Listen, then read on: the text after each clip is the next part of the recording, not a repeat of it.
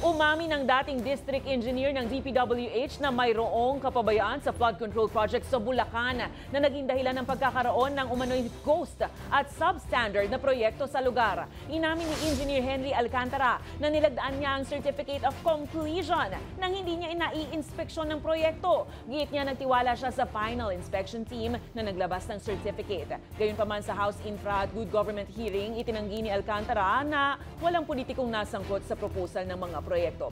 Napag-alaman na 3 projects ang binayaran ng malaki pero natuklasan na hindi gumagalaw o kulang-kulang ang mga ito ng personal na bisitahin ng mismong Pangulong Marcos sa Bulacan. So paano po nangyari yung ba't nabayaran po? Wala naman pong kahit na isa. Ghost nga po Pero hindi po ba dapat tinitingnan nyo muna? There was a certification signed by the project engineer and the implementing section chief. Sige, sino po? Certification.